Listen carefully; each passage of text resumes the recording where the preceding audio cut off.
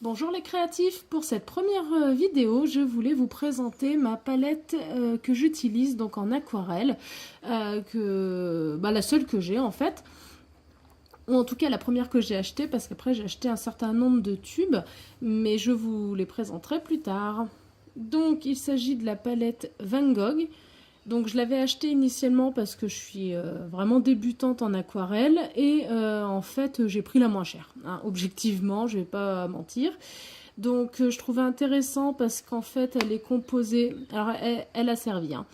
Elle est composée donc de 15 couleurs, en comptant le blanc bien sûr, et en fait du coup ça reprend un petit peu des tonalités qui m'intéressent. On voit tout de suite lesquelles sont les plus utilisées bien entendu.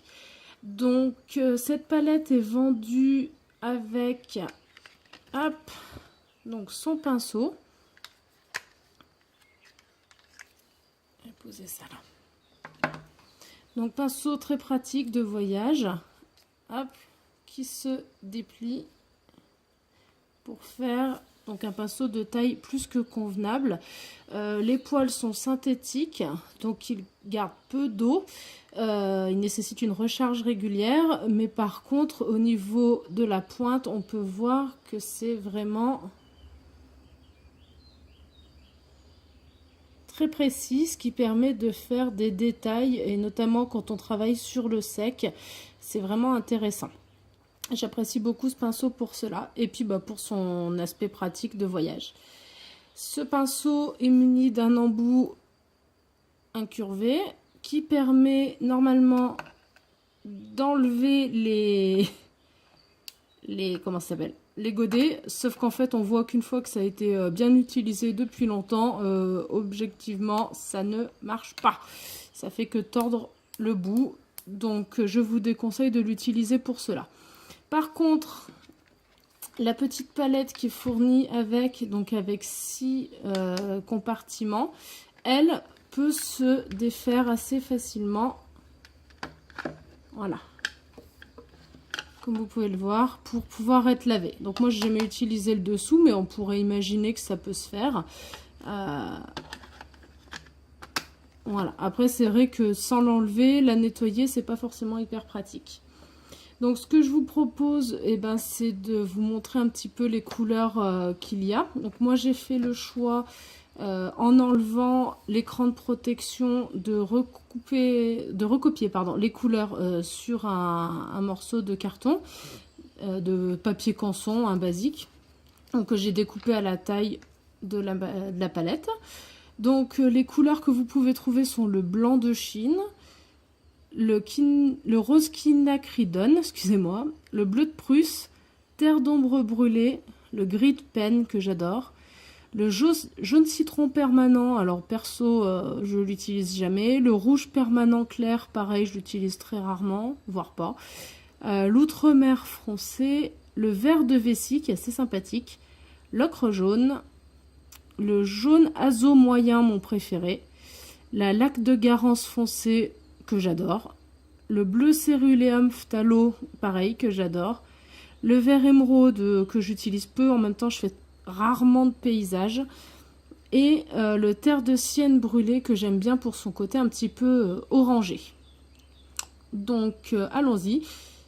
Alors vous m'excuserez, j'ai pris une feuille canson, j'ai pas pris du papier aquarelle pour faire ces essais là.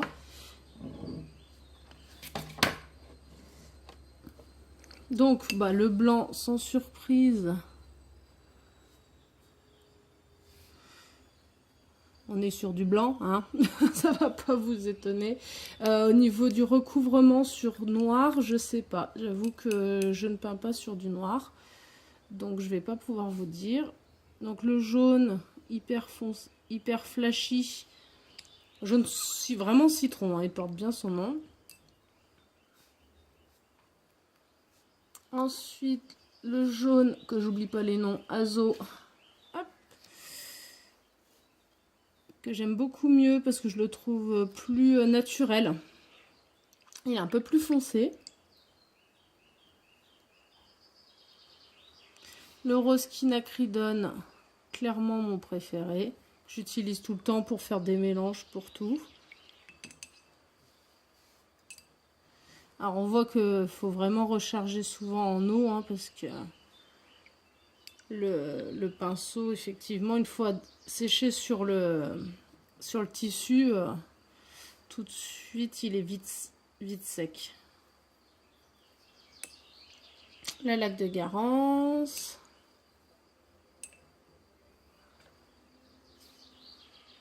Le bleu de Prusse qui est assez sympathique, je trouve, pour des ciels orageux, que je ne fais pas. Mais en tout cas, si j'étais amenée à en faire, les ciels orageux pourraient être utilisés avec celui-ci.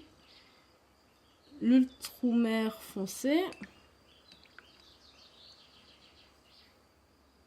Le bleu de céruléum, que j'adore. Mais j'en ai un autre qui est turquoise, que je vous montrerai plus tard, mon autre palette, que je me suis créée. Et c'est vrai que ça me fait penser un petit peu à ce bleu turquoise. Le terre d'ombre brûlée. Qui est assez chaude. J'aime bien. Le vert de vessie qui est sympathique. Pareil, que je trouve très lumineux.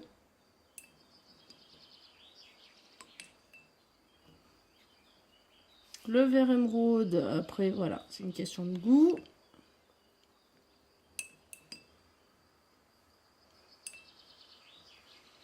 Le gris de pen, alors celui-là je l'utilise énormément.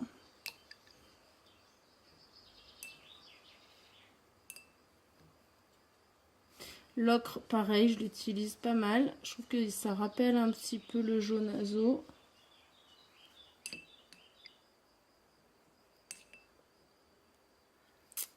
Et le terre de sienne brûlée. Donc très orangé.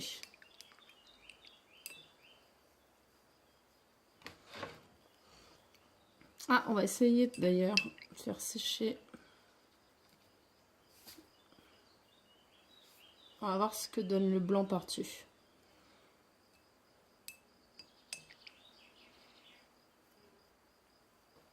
Donc, voici ce que ça donne. En termes de coloris, j'espère que vous verrez. Donc moi je les trouve vraiment sympathiques, ces couleurs, c'est une palette que je recommande pour tous les débutants. Alors je sais que c'est pas le plus haut de gamme, on est bien d'accord, mais en tout cas moi je trouve que pour débuter, elle est vraiment parfaite. Les couleurs se mélangent bien entre elles.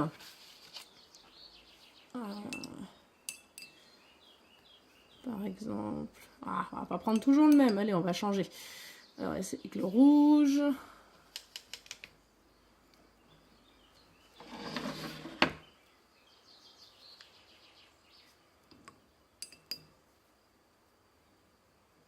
Et puis on va mettre, ah bah tiens, justement du bleu de Prusse.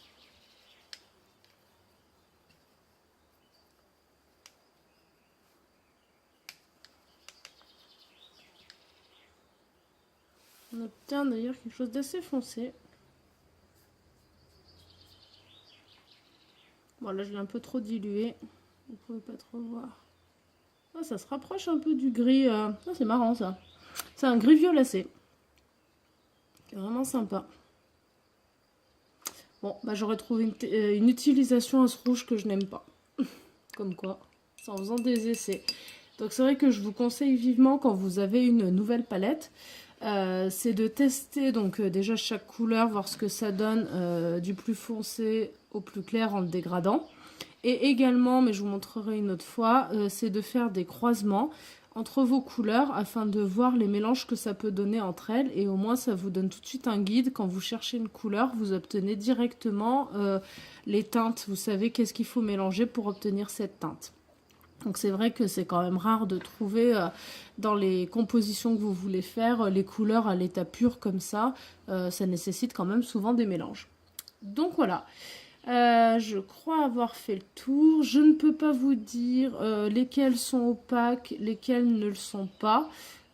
Pour la simple et bonne raison que je n'ai plus le détail et que je suis même pas sûre que c'était marqué sur la notice.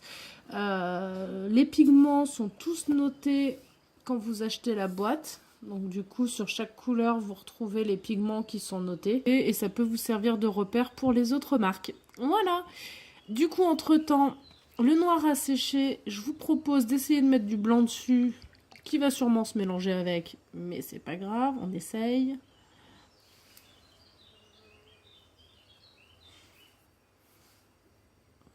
On va laisser sécher et puis comme ça on va voir un petit peu si ça recouvre bien ou pas.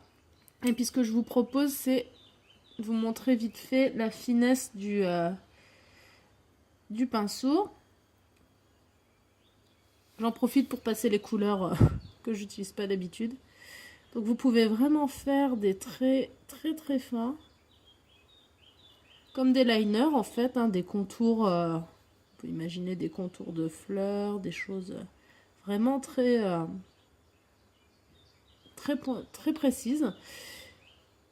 Alors je ne connais pas la calligraphie.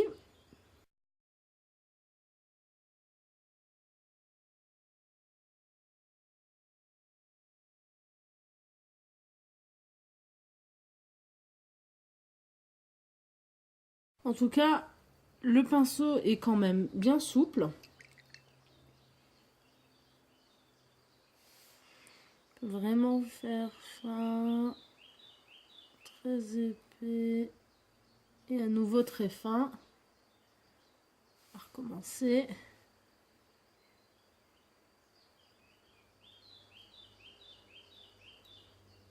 On peut imaginer pour des fleurs, pour... Après, comme je vous disais, il nécessite quand même de recharger fréquemment.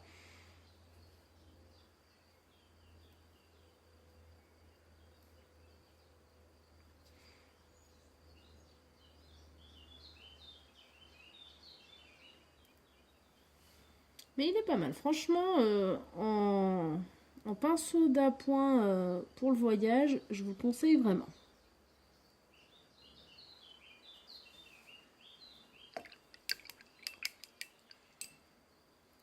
Voilà. Après, je vais pas vous retenir plus longtemps. Donc, on voit un petit peu quand même la finesse du trait. S'il pouvait faire le point sur le dessin. Voilà. Ça vous donne un petit peu une idée. Vraiment souple, hein, vraiment agréable. Et puis en ce qui concerne le blanc, bah forcément c'était à prévoir, ça s'est mélangé un peu avec le noir. Mais je pense qu'il a quand même une bonne capacité sur papier noir, à mon avis. Ça doit rendre pas mal et il doit y avoir moyen de faire des choses. J'ai envie de dire, à essayer une prochaine fois. Voilà. Eh bien écoutez, ce sera tout pour aujourd'hui. J'espère que vous avez aimé cette vidéo. Laissez-moi un commentaire s'il y a des choses que vous souhaiteriez voir un petit peu plus. Et puis je vous dis à tout bientôt. Bye bye.